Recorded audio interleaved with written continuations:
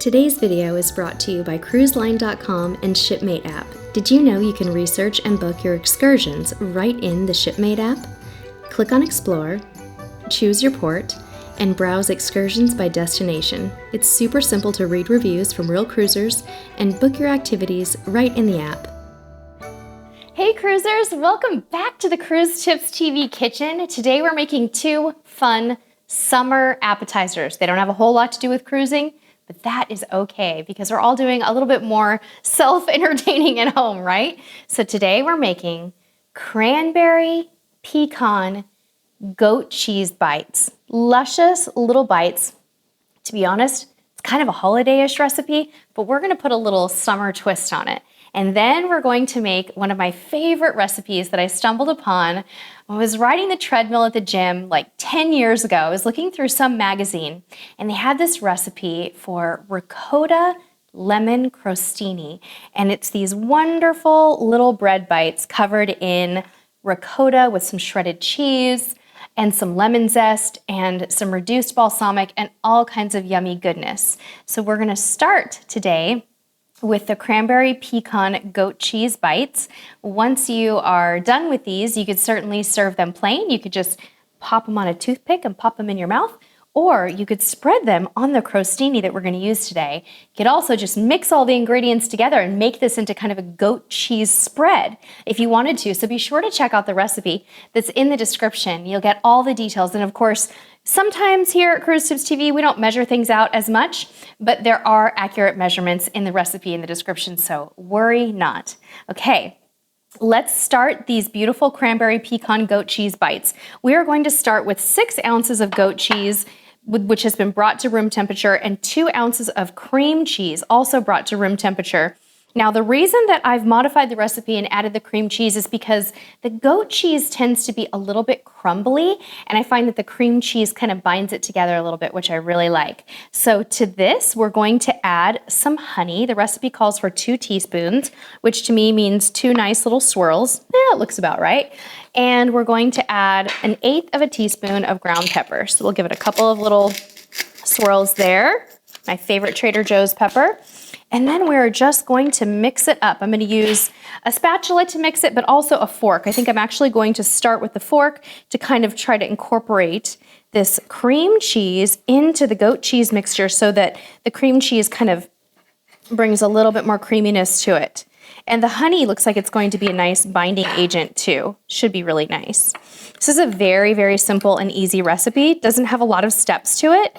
You basically just make this goat cheese mixture, and then we're going to combine, after we're done stirring this up, we're gonna combine the cranberries, the pecans, and the parsley together in a bowl and roll these in balls and dip them and drizzle them with a little bit of balsamic reduction, and then we will be done. So again, you don't have to use a fork for this. I'm just wanting to do it a little bit more quickly. It's really, really thick.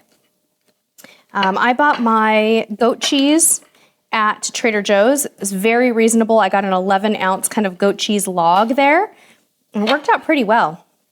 I don't even think I need the spatula all that much. Looks pretty good to me. I think we are set there with that. Okay, perfect. So now that we have our goat cheese mixture all ready, we're gonna set that aside and mix up our coating.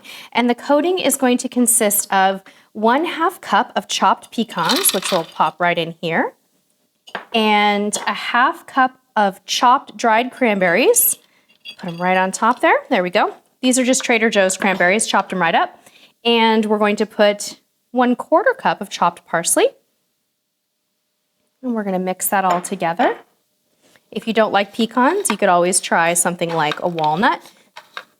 I think this would also be excellent with pistachios. Trader Joe's has a really good selection of nuts, I found. So there's our coating. That's all there is really to it. So we'll set that aside. Now the next step is where I'm gonna get my hands a little bit dirty. We're actually going to combine the goat cheese mixture into little balls. And I bought this little cookie scooper. This is a medium cookie scooper. I will link to one of these in the description to make it just a little bit easier. So we're gonna roll about 2 teaspoons of the goat cheese into a ball, and then we're gonna press it into the nut mixture. We're gonna kind of Press it all in, and then we're gonna roll it in again and put it on our serving plate. I'm gonna go ahead and move these glasses out of the way. Just have a little bit less clutter. All right, so hopefully we won't get our hands too dirty. Let's try the first goat cheese ball. Okay, I don't want it to be too big, and here's where it gets a little bit messy. Okay, not too bad. The little scooper makes it easy to roll it into a ball. As you can see, it doesn't take a whole lot of coercing after you've used the little scooper. I'm just gonna kind of roll that in the mixture. It doesn't absorb a whole heck of a lot the first time you do it, so then you kind of have to press it in a bit. There we go. And then I'm gonna roll it in again. If you're having issues with getting it to stick, it might mean that the items are chopped a little bit too coarsely and you need to fine chop them a little bit more. In this case, I think that's probably the mistake that I made, is I probably could have chopped the nuts a little bit finer. But here is the end result. They're very pretty, very Christmassy, but they could also be kind of a nice summery food too. So let's make up the rest of them.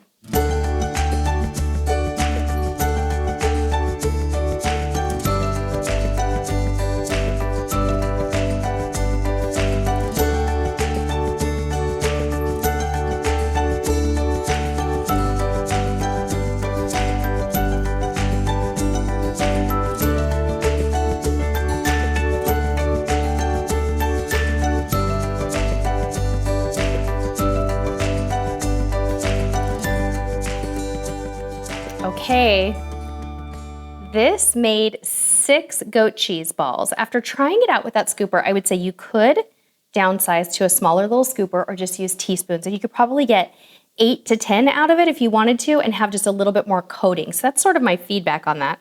They're awfully pretty, and they really would be pretty for Christmas. Okay, the last step for this recipe is to drizzle them with a little bit of balsamic reduction. So to make the balsamic reduction, all I did was heat up some balsamic vinegar with a little bit of honey in it.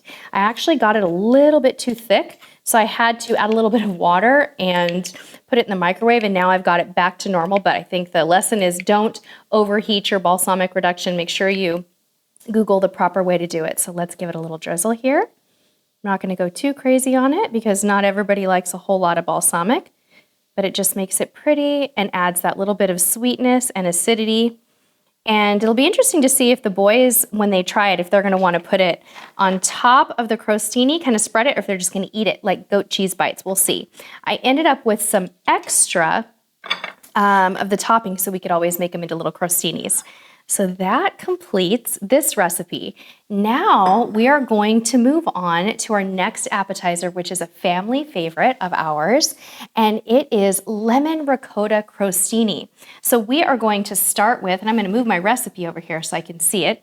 We're actually gonna start by making the tomato topping and allowing it to marinate for a few moments. So we've got about 1/4 cup of diced up little cherry tomatoes. You could use just about any type of little tomato that you have. And we're just going to add a little drizzle of balsamic vinegar. Probably about 1 tablespoon is all you need. And we're gonna let that marinate, and we're gonna add about twice that amount of the olive oil. And we're just gonna give that a really quick stir. I'm going to use the spoon from my balsamic reduction because we're also going to be putting the balsamic reduction over the top of these. So we're just going to set that aside now, let it kind of marinate a bit while we make our cheese mixture. So the next thing that you're going to want to do is get some wonderful fresh ricotta for this. I buy my ricotta at Trader Joe's. So here we have about 8 ounces, about 1 cup of ricotta. And to that mixture, we're going to go ahead and add about 1/4 to 1/3 of a cup of cheese. You can really use any type of grated cheese that you want. I am using the creamy Toscano cheese with a Syrah coating from Trader Joe's, but this also works beautifully with fresh grated Parmesan. So we're gonna add that in, and I'll stir it in just a moment after I've added my other ingredients.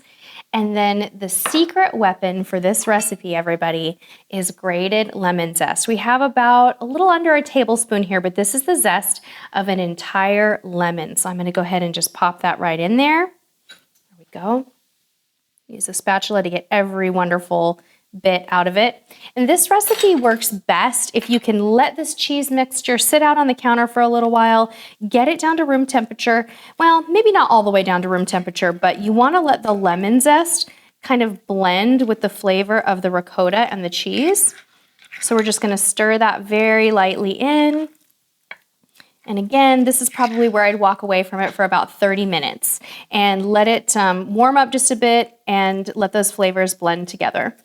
So if you got your crostini already done, this recipe is going to appear to be very easy. I did actually pre-broil my crostini. So I took a loaf of, I think it was La Brea French bread, just sliced it really thin. As you can see, it's probably about 1/4 inch thick.